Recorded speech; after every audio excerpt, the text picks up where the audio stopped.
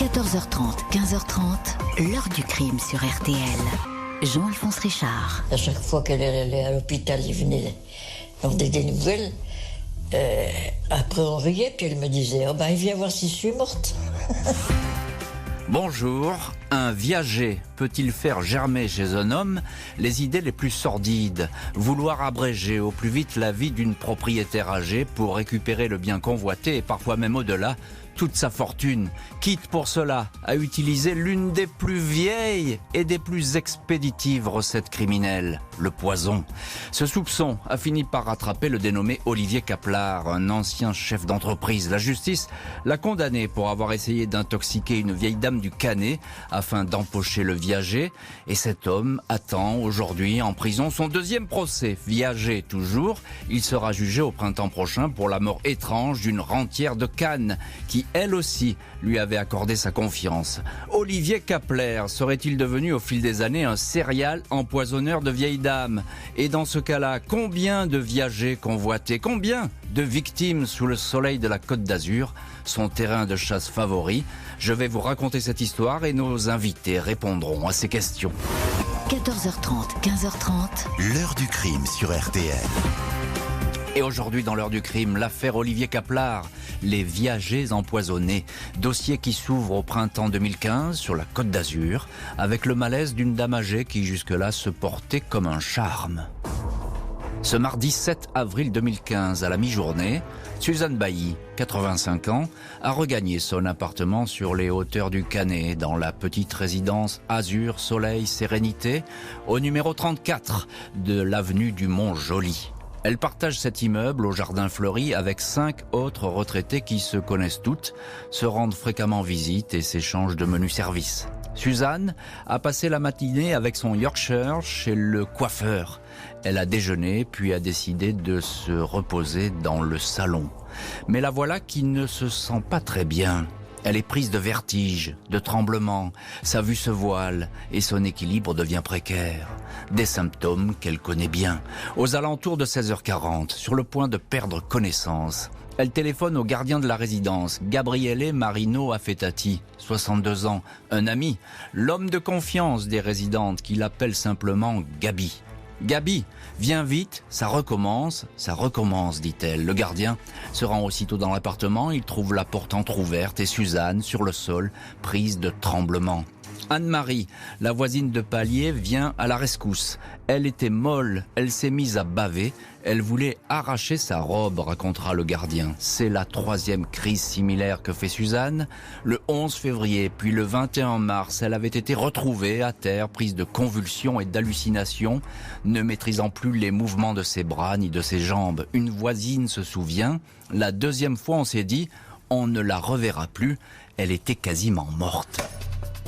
Suzanne Bailly est admise au service des urgences de l'hôpital de Cannes à 18h09. Elle agite les bras en permanence et se trouve dans l'incapacité de parler. Les premières analyses ne décèlent rien de particulier. Les médecins ne peuvent que constater que la patiente souffre à nouveau du mal mystérieux qui déclenche chez elle des crises délirantes. Il pourrait s'agir d'un AVC, mais rien n'est sûr. Gabi Marino Affettati, le gardien qui a accompagné la résidente jusqu'à l'hôpital, ne se sent soudain pas très bien lui non plus.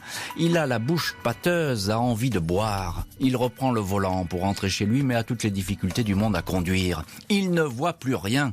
Il zigzague, cogne dans les trottoirs. Il arrive enfin à la résidence, s'extrait en titubant du véhicule, monte quelques marches puis s'effondre lourdement. C'est son épouse, de retour au domicile, qui le retrouve à terre, tremblant, la bouche ouverte.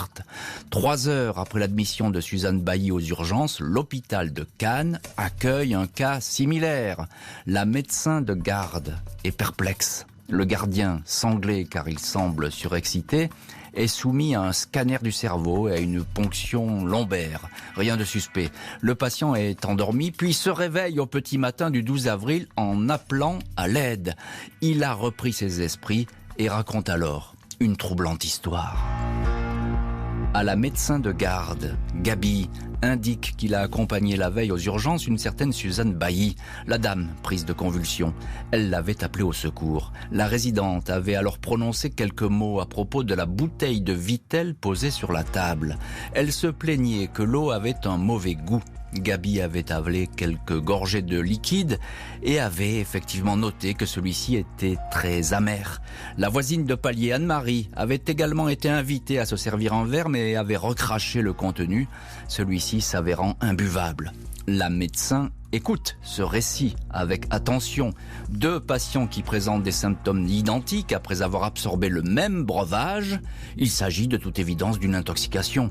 La direction de l'hôpital est prévenue. Le commissariat de Cannes est appelé pour une suspicion d'empoisonnement. Les policiers vont immédiatement se rendre à l'hôpital ainsi qu'à la résidence Azur, Soleil, Sérénité. Et on va voir dans cette histoire de viager empoisonné, on va voir ce que vont découvrir les policiers. Mais déjà, tout est troublant dans cette histoire. Bonjour Christophe Perrin. Jean-Alphonse. Merci beaucoup d'être en ligne avec nous dans l'heure du crime et d'avoir accepté notre invitation. Vous êtes journaliste à Nice Matin, vous connaissez parfaitement cette histoire et vous êtes au bureau RTL de Nice en compagnie de notre correspondant sur place, Michael Lefebvre, que l'on salue chaleureusement. Alors, je racontais, Christophe Perrin, ce début qui n'est pas encore une enquête, mais en tout cas ces faits qui viennent de survenir dans cette résidence tranquille du Canet. 3 crises similaires, impossible d'en connaître la cause. Et pourtant, ce sont des crises violentes. Hein. Les personnes sont terrassées. Absolument. Suzanne Bailly tombe dans le coma d'ailleurs, au 3e empoisonnement. Le diagnostic n'est pas facile à poser. Les médecins, vraiment, au début, pensent à un AVC. Et puis, elle a la pupille dilatée, elle a des mouvements très désordonnés, elle bave. Enfin, c'est un tableau clinique très inquiétant, tout de même. C'est d'autant plus inquiétant que Suzanne Bailly, elle a une réputation de femme en bonne santé. C'est plutôt une bonne vivante. Elle se déplace, elle est très autonome, elle fait de la voiture. Absolument, elle est très soucieuse de sa santé, elle mange bio, elle adore cultiver son jardin quand elle remonte dans sa région natale de Belfort. Et donc c'est une femme qui évidemment ne commet pas d'excès, a une vie très saine. Est-ce que c'est une femme riche, Suzanne Bailly ?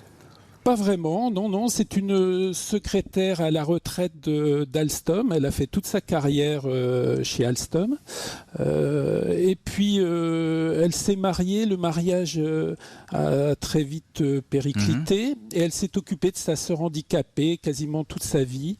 Et donc, c'est une femme qui a une maison natale dans sa région. À Belfort, c'est ça. À Belfort, et puis qui, effectivement, a un petit appartement au Canet, sur les hauteurs de Cannes, relativement modeste. Donc rien qui ne peut attirer, a priori, l'attention, j'ai envie de dire, entre guillemets, d'un prédateur, quelqu'un qui voudrait prendre sa fortune, qu'elle n'a pas. Ah oui, c'est une des difficultés, à mon avis, de l'enquête policière à ses débuts, c'est qu'on ne voit pas très bien qui pourrait en vouloir à cette paisible retraitée, d'autant qu'elle n'a pas de fortune. Bonjour Gabi, je vous appelle comme ça, Gabi Marino Affettati. Bonjour. Alors vous êtes l'un des personnages de cette histoire qu'on a commencé à raconter. Vous êtes le gardien de la résidence et vous êtes donc aux premières loges quand Suzanne Bailly vous appelle à l'aide. Gabi Marino Affettati, vous pensez que tout de suite il y a quelque chose qui cloche dans cette histoire ? Dès le premier malaise, j'ai parlé avec les gens qui sont à côté d'elle. J'ai posé la question, c'est bizarre qu'elle ait un malaise comme ça, parce qu'elle est en pleine forme. Et du jour au lendemain, comme ça, elle n'est pas bien, quoi. Donc la première fois, elle a été à l'hôpital. Je croyais qu'elle allait mourir. Et au bout d'1 mois, ça a recommencé la 2e fois. À chaque fois, il disait qu'elle avait un AVC, mais elle n'a jamais eu d'AVC, quoi. Et en fait, la chance, c'est que la 3e fois, c'est que la 3e fois, j'étais là et je me suis empoisonné comme elle. Alors, et effectivement, c'est le coup de hasard et c'est presque un coup de chance, j'ai envie de dire, pour les enquêteurs, Christophe Perrin, qui avait enquêté sur cette affaire, parce que sans le malaise du gardien, de Gabi, impossible de remonter une quelconque piste vers un empoisonnement. Là, ça fait 2 personnes, ça fait beaucoup. Oui, alors c'était le crime parfait, quasiment. Ouais. Et effectivement, c'est une chance que Gabriel soit admis aux urgences quelques heures après Suzanne Bailly, parce que là, les médecins, effectivement, vont faire le rapprochement. Et quand Gabriel reprend ses esprits, il se souvient effectivement qu'il avait goûté l'eau minérale de Suzanne Bailly et qu'elle avait une amertume complètement anormale. Ouais. Et alors, on va évidemment avancer dans cette enquête, dans cette histoire, et on va voir effectivement, les autres détails qui vont permettre aux policiers d'en apprendre beaucoup plus. On sait d'ores et déjà que à cet hôpital de Cannes, Suzanne Bailly, elle y est allée déjà 3 fois. Enfin, c'est la 3e fois qu'elle y va. Et pour les mêmes symptômes. Absolument. Et à chaque fois, les mêmes symptômes. Et malheureusement, les analyses ne sont pas très concluantes. Les médecins n'arrivent pas, les experts en toxicologie ne parviennent pas à trouver une molécule qui pourrait expliquer ces malaises. Les policiers vont pourtant vite s'intéresser à ce fameux viager. Un contrat qui pourrait avoir suscité des convoitises, puisque c'est bien des traces de poison qu'on va découvrir finalement dans l'organisme des 2 victimes. Mercredi 8 avril 2015, au lendemain des hospitalisations de Suzanne Bailly, une habitante du Canet, et du gardien de la résidence, Gaby Marino Affettati, le brigadier chef de la section criminelle de la PJ cannoise se présente à l'hôpital. Il lui est impossible d'interroger Suzanne Bailly. Celle-ci est toujours agitée, en proie à des hallucinations. Elle est sanglée sur le lit. Son pronostic vital est engagé. On ne donne pas cher de son sort. Suzanne Bailly, femme à la santé de fer, parviendra à survivre et à remonter la pente après 36 jours d'hôpital. J'avais des visions terribles. Les rideaux de ma chambre étaient couverts de bestioles. J'ai entendu l'infirmière dire « Il faut lui amener des habits, elle n'en a plus pour très longtemps », racontera Suzanne. Le gardien hospitalisé confirme lui aux policiers que Suzanne et lui ont bu de l'eau minérale issue d'une même bouteille. À 10h40, les enquêteurs procèdent ce jour-là à la perquisition de l'appartement de Suzanne Bailly. La bouteille suspecte posée sur la table de la cuisine est saisie. Les policiers interrogent Anne-Marie, la voisine de palier. Cette dernière leur raconte une curieuse scène survenue au matin de l'empoisonnement. Vers 11h, elle est entrée dans l'appartement de Suzanne, dont elle a les clés, pour prendre de ses nouvelles. Depuis le palier, elle a appelé à 2 reprises « Ça va, Suzanne ?» Une drôle de voix lui a répondu « Oui, ça va », depuis la salle de bain. Anne-Marie n'a pas reconnu le timbre habituel de son amie, mais quelque chose de beaucoup plus grave. « Vous avez une drôle de voix », a-t-elle dit en s'approchant de la salle de bain. Mais juste à ce moment-là, le téléphone a sonné dans son propre appartement. Elle est donc sortie pour aller répondre. Il n'y avait personne au bout du fil. Quand elle est retournée chez Suzanne, le logement était vide. Anne-Marie croisera Suzanne à 12h30, de retour du salon de coiffure. Celle-ci lui dira que ce n'était pas elle qui était dans la salle de bain. 8 jours après les hospitalisations, les analyses toxicologiques tombent. De l'atropine, une substance notamment contenue dans la belladone, une plante présente dans les rites de sorcellerie, et aussi utilisée en ophtalmologie.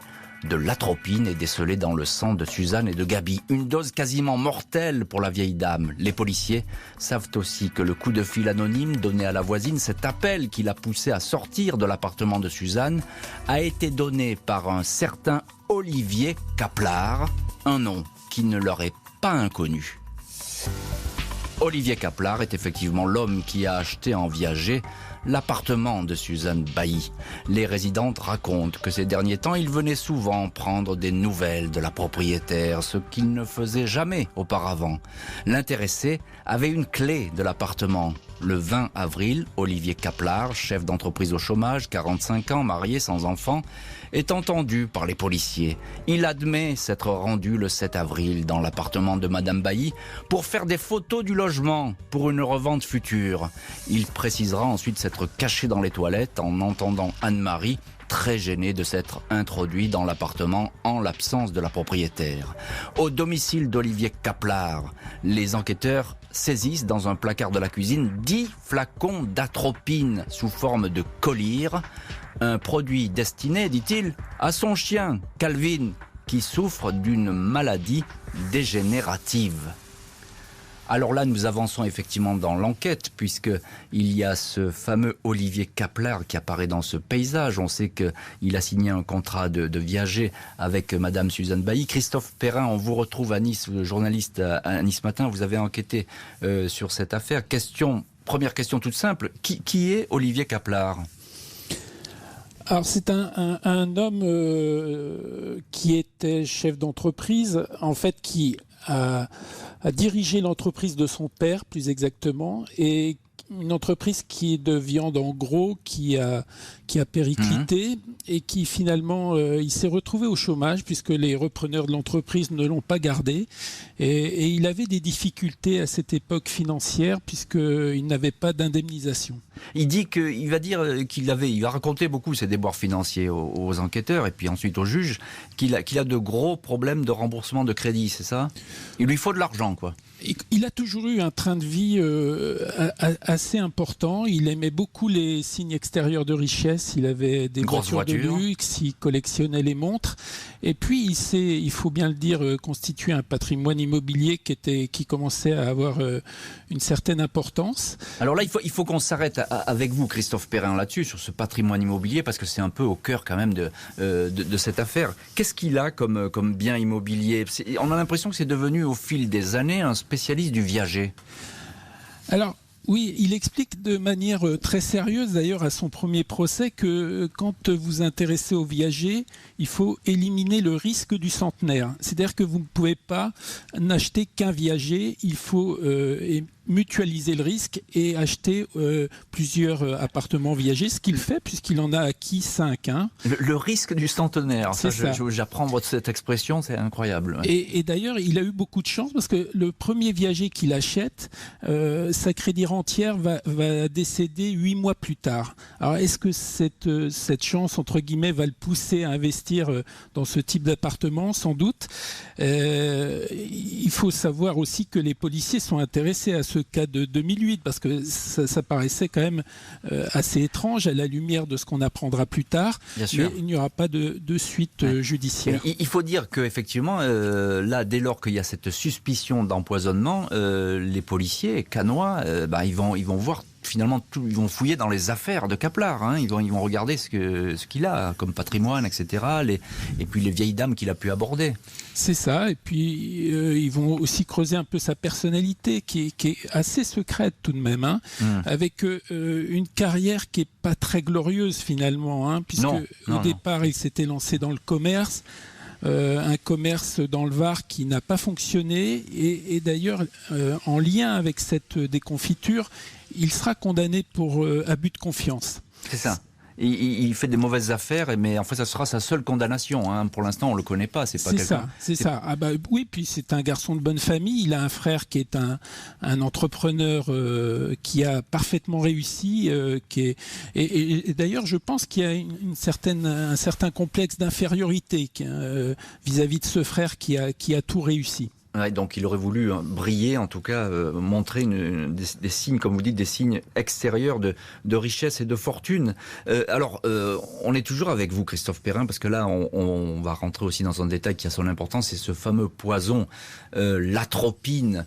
Qu'est-ce qu'il en fait de tous ces flacons d'atropine dans sa cuisine, notre ami Olivier Kaplar ? Alors, ce qu'il raconte aux enquêteurs est tout à fait exact. Il a un bulldog Calvin, qui souffre de problèmes oculaires et l'atropine, effectivement, est une molécule utilisée dans un collyre à usage vétérinaire.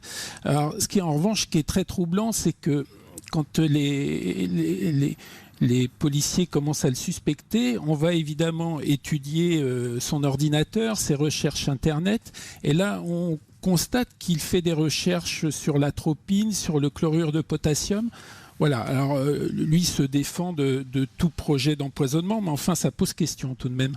Il dément, lui il dit, moi je me suis jamais servi de ce poison, je ne l'ai pas versé dans une quelconque bouteille, etc. Ça il est affirmatif là-dessus. Alors tout à fait. On verra ensuite ce qu'il dira, voilà, mais là pour le moment, là dans l'enquête, c'est quelqu'un qui reste sur ses positions. C'est ça, il admet être rentré dans l'appartement à l'insu de Suzanne Bailly, mais il dément tout projet d'empoisonnement. Alors effectivement, c'est du poison de toute façon qui a failli tuer cette malheureuse Suzanne Bailly, on vient de le raconter.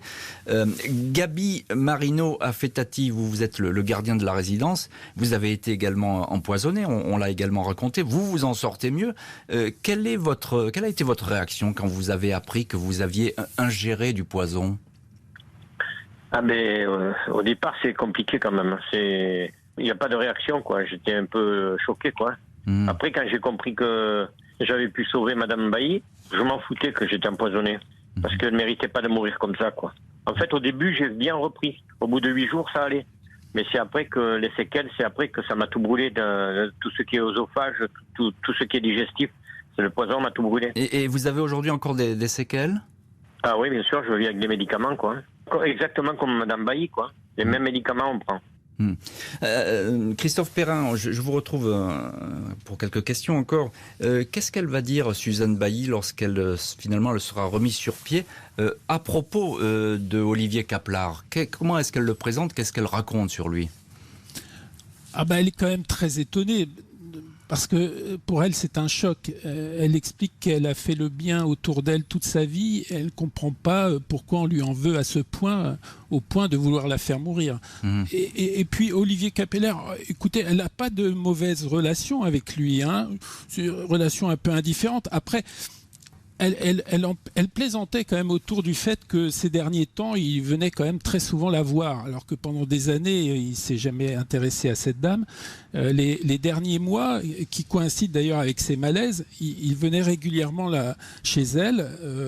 Pour l'anecdote, il est venu poser un détecteur de fumée. Il est revenu quand même 2 fois pour poser un détecteur de fumée, ce qui est un peu suspect. Ouais. Et elle disait, elle plaisantait avec ses voisines en disant, il vient vérifier si je suis pas morte, parce que c'est une femme extraordinaire, Suzanne Bailly, qui a beaucoup de caractère, beaucoup d'humour, mais qui effectivement a été très choquée par ce qu'elle a subi. Oui, parce que elle n'était pas forcément en confiance avec lui, mais quand même, elle lui avait passé la clé de son appartement. Tout à fait, et puis elle avait des relations courtoises. D'ailleurs, Olivier Kaplar sait se comporter en société. Il est très habile. Je pense qu'il était très, très à l'écoute quand il venait la voir. Tout à fait. On a en ligne Maître Ariane Kapsch. Bonjour, Maître. Bonjour. Merci beaucoup d'être avec nous dans l'heure du crime. J'ai juste une petite question à vous poser parce que vous allez intervenir beaucoup plus longuement dans cette heure du crime. En quelques mots, vous êtes l'avocate de la famille de Jacqueline Humbert, mais on va voir le cas Jacqueline Humbert dans un moment.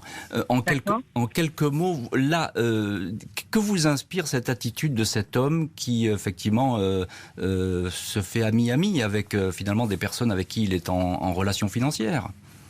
C'est un monsieur qui est tout à fait manipulateur et effectivement, il sait très bien se comporter en société. Il était devenu la coqueluche de toutes les vieilles dames qui le côtoyaient. Il inspirait confiance. Il inspirait confiance et on va voir la manière dont il inspirait confiance et dont il a sans doute séduit, entre guillemets, d'autres vieilles dames. Kaplar dément obstinément avoir voulu faire du mal à Suzanne Bailly. Les policiers ne le croient pas, le juge non plus. Le 22 avril, il est mis en examen pour empoisonnement avec préméditation. L'enquête n'est pas pour autant terminée. Le docteur Gaillard, toxicologue, établit que l'atropine qui a failli tuer Suzanne Bailly et rendu malade Gaby Marino Affettati, le gardien de la résidence, est bien de nature identique à celle retrouvée dans les flacons d'Olivier Kaplar. Lors de ses auditions chez le juge, l'homme répète qu'il n'a pas empoisonné la résidente du Canet et qu'il n'avait aucune raison de le faire. Les policiers s'intéressent à la personnalité de cet homme qui a multiplié les emplois de commis de cuisine au Palais des Festivals à Cannes, jusqu'à vendeur à Saint-Tropez, employé dans la société de son père, dont il a fini par prendre les rênes, mais qui a périclité. Olivier Kaplar dispose de revenus locatifs qui avoisinent les 5 000 € par mois. Il est propriétaire de 2 appartements, dispose de 5 autres biens en viager. En 2008, il avait acquis avec sa femme un logement en viager auprès d'une certaine Janine Hézard. Celle-ci est décédée seulement 7 mois après la signature du contrat. Des investigations sont conduites sur ce décès, mais elles n'aboutissent pas. 4 mars 2019, après 4 ans de détention provisoire, Olivier Kaplar comparaît devant la cour d'assises des Alpes-Maritimes à Nice. Suzanne Bailly, désormais âgée de 89 ans, est au premier rang, bien décidée à témoigner, tout comme Gabi, le fidèle gardien de la résidence, empoisonné lui aussi par accident. Kaplar est furieux d'être dans le box des accusés. Il dit d'avoir été humilié, traîné dans la boue depuis 4 ans. Il ne reconnaît pas les faits qu'on lui reproche. Investir en viager, ça n'est pas un crime, dit-il. Certes, j'avais un mobile, mais ça ne fait pas de moi un homme mauvais. Sur son ordinateur, les enquêteurs ont trouvé des traces de consultation de nombreux sites médicaux et une recherche sur le mot orthographié atrypine. Il a consulté aussi un site d'avis de décès. Quand mes chèques tardaient à être encaissés, je consultais pour voir s'il n'y avait pas une annonce. Les jurés tranchent, Kaplar est condamné à 20 ans de prison.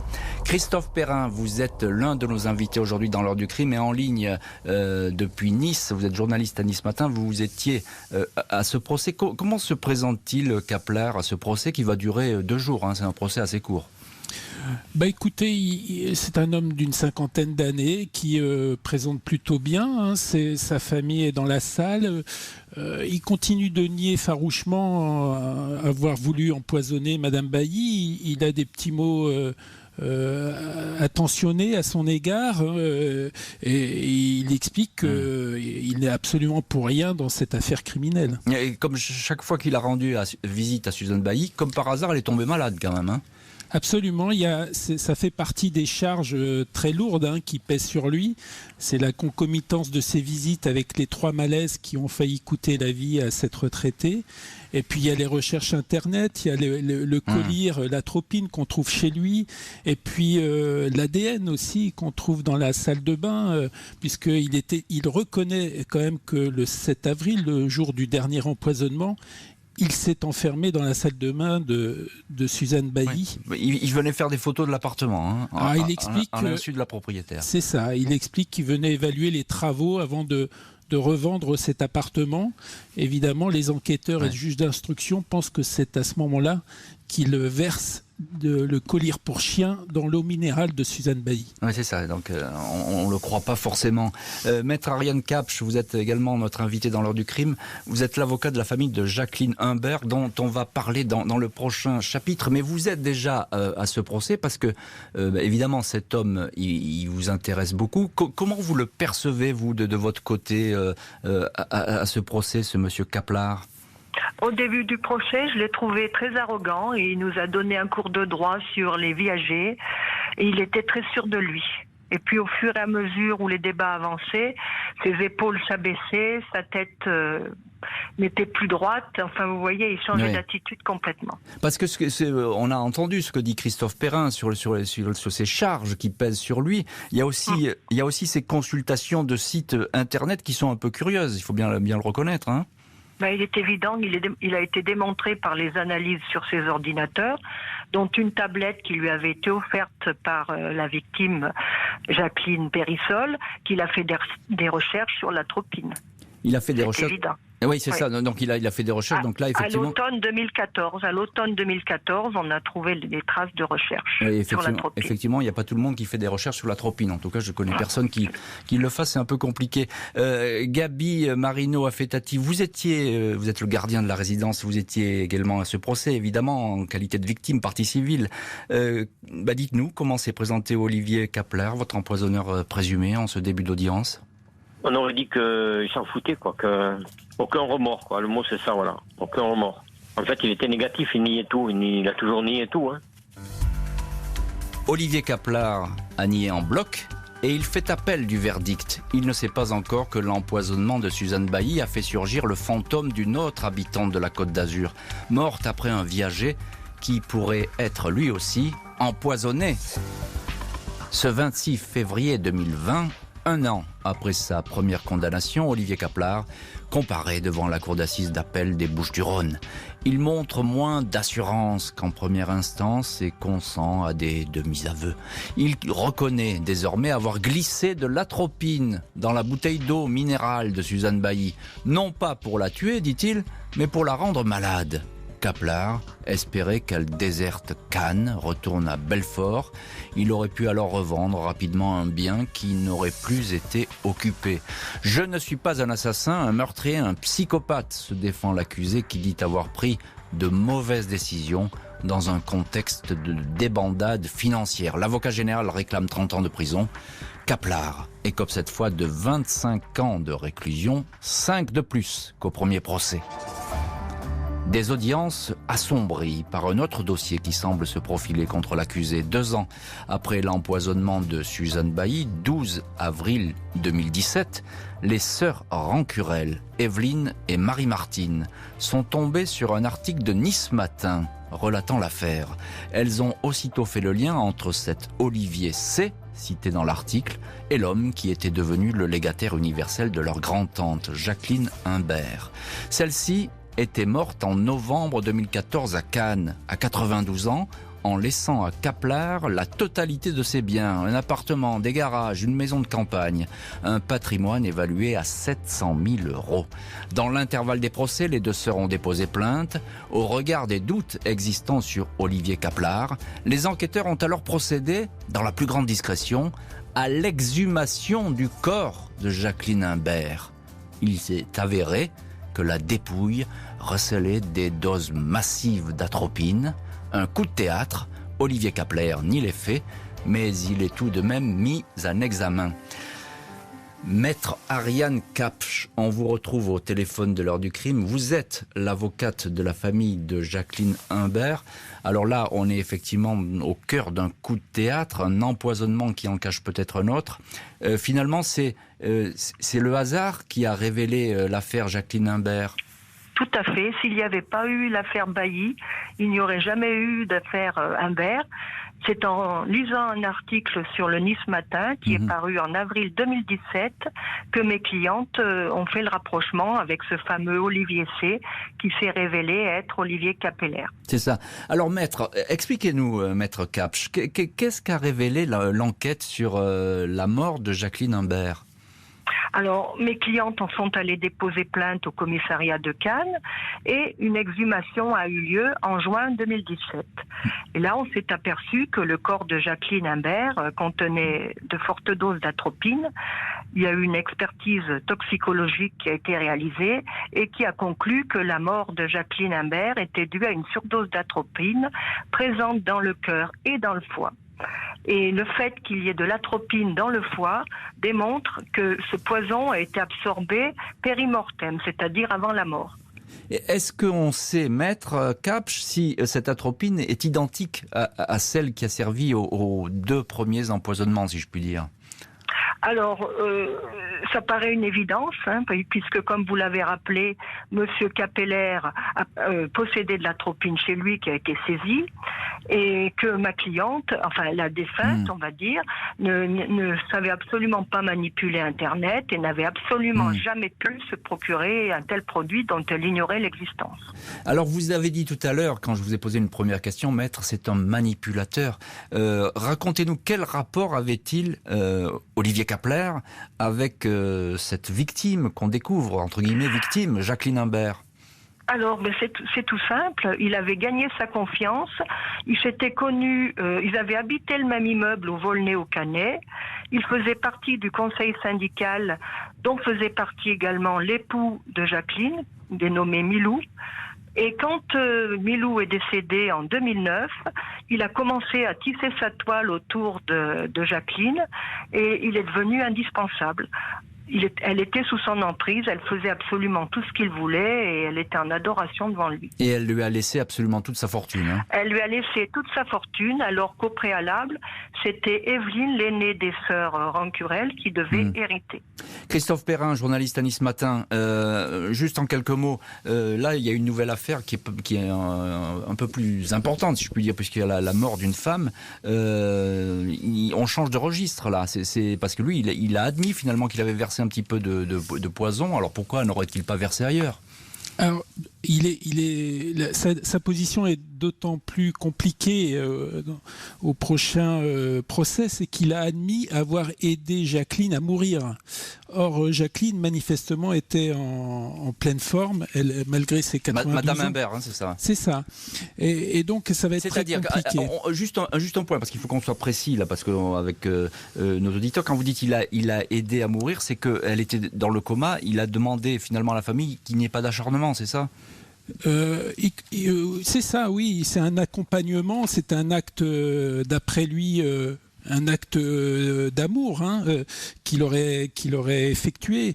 Mais il est évident que même lors du procès en appel à Aix-en-Provence, quand on voit les réquisitions de 30 ans de réclusion, il est évident que la justice avait déjà en tête cette seconde affaire d'empoisonnement. Olivier Kaplar va être donc renvoyé à nouveau devant la cour d'assises pour cet empoisonnement ayant entraîné la mort de Jacqueline Imbert. Le procès doit se tenir dans 8 mois. L'accusé montrera-t-il un nouveau visage ? Du 22 au 26 mai 2022, Olivier Kaplar va retrouver le décor de la cour d'assises des Alpes-Maritimes. S'il est reconnu coupable du décès de Jacqueline Imbert, 92 ans, une femme qui lui avait accordé sa confiance et lui vouait une affection quasi maternelle, Kaplar risque fort de voir son séjour carcéral allongé. Les proches de Jacqueline Imbert, qui avaient dénoncé l'ancien chef d'entreprise à la police, attendent de pied ferme ce rendez-vous judiciaire sans se faire de grandes illusions. On veut l'entendre, même si on s'attend aussi à ce qu'il nie jusqu'au bout. Pour Jacqueline, indique l'une de ses petites nièces, Marie-Martine Rancurel.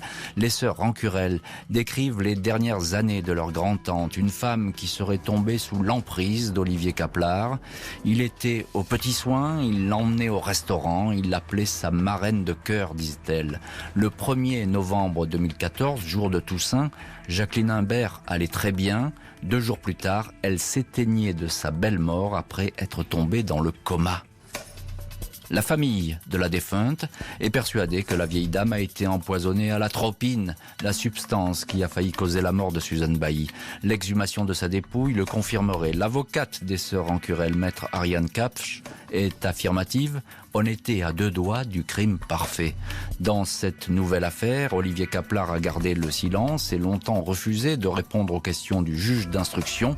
L'intéressé conteste la valeur des analyses effectuées post-mortem sur un cadavre exhumé très tardivement. Des contre-expertises ne sont pas exclues dans ce dossier. Maître Ariane Kapsch, je viens de parler de vous dans cette heure du crime. Vous êtes l'avocate de la famille de Jacqueline Imbert. Vous avez dit on était à 2 doigts du crime parfait. Expliquez-nous pourquoi. Parce que mes clientes avaient admis la volonté de leur tante de faire hériter Olivier Kappeler et ne comptaient absolument pas contester le testament. Bien sûr, après, quand elles ont compris qu'Olivier Kappeler était impliqué dans l'empoisonnement de Madame Bailly, elles ont vu les choses d'un autre œil. Qu'est-ce que... Alors je sais bien qu'il est beaucoup trop tôt pour vous demander quelle plaidoirie vous allez livrer au cours de ce procès, mais sur quels axes vous allez vous appuyer ? Est-ce qu'il y a des éléments suffisants, confondants, qui peuvent faire condamner Olivier Kappeler dans ce dossier ? Mais son attitude a été très suspecte. Il n'a absolument rien fait pour tenter de sauver Madame Périssol, puisque nous avons des enregistrements, pour ne parler que de ça, mais il y a dans le dossier énormément d'éléments qui plaident en faveur de la culpabilité de Monsieur Kappeler. C'est bien pour ça qu'il a été renvoyé devant la cour d'assises, pour y être jugé. Eh bien, comment vous dire, par exemple, il y a des enregistrements, si on prend, qui émanent du numéro 15, quand il a appelé les secours, on voit bien qu'il n'a rien fait pour activer les secours et qu'il disait au contraire qu'un médecin suffisait. Quand il est arrivé à l'hôpital, il a dit pas d'acharnement thérapeutique, il a déclaré qu'il avait vidé le frigidaire, enfin, il faut comporter sans arrêt. Donc selon vous, ce sont des éléments qui forment un faisceau de présomption, comme on dit, qui permettent de dire que y avait une volonté de la part de Kappeler de voir Madame Imbert décédée. Tout à fait. Parce que si s'était vraiment inquiété, comme il le disait, de savoir comment elle allait, étant donné qu'il avait les clés de son appartement, il pouvait très bien se rendre chez elle et voir ce qu'il en était. Il ne l'a pas fait. Il s'est contenté d'appeler une de mes clientes pour lui demander comment se fait-il qu'elle ne me répond pas. Vous voyez, il y a tout un ensemble de choses qui font qu'on ne peut qu'aller dans le sens de sa culpabilité. Mais il y a d'autres choses aussi, mais je ne peux pas tout aborder aujourd'hui. Bien sûr, vous l'aborderez au procès, et tout à fait. Le procès qu'on suivra, mais c'est dans quelques mois, dans 8 mois, on a encore un peu de temps pour voilà. ça. Christophe Perrin, journaliste à Nice Matin en ligne également dans l'heure du crime. J'ajoute à ce que dit Maître Kapsch, c'est qu'effectivement il y a ces fameuses découvertes d'atropine dans le corps de Jacqueline Imbert. Je pense que il va se battre effectivement l'accusé pour dire que ces analyses sont fausses. Il a déjà commencé, il dit que ça n'a pas de valeur. Oui, il y avait déjà eu un problème en plus lors des premiers procès sur les analyses toxicologiques des cheveux. Il faut reconnaître que les experts avaient un peu cafouillé. Ça s'explique, paraît-il, par la porosité des cheveux quand la personne a dépassé 80 ans. Et donc voilà, je pense que c'est sa seule planche de salut, c'est effectivement de contester les expertises toxicologiques. Merci infiniment Christophe Perrin en ligne depuis le bureau RTL de Nice avec Michael Lefebvre, maître Ariane Kapsch et Gabriel Marino Affettati d'avoir été les invités aujourd'hui de l'heure du crime. Merci à l'équipe de l'émission, Justine Vignot, Marie Bossard à la préparation, Boris Pirdu à la réalisation. L'heure du crime, présentée par Jean-Alphonse Richard sur RTL.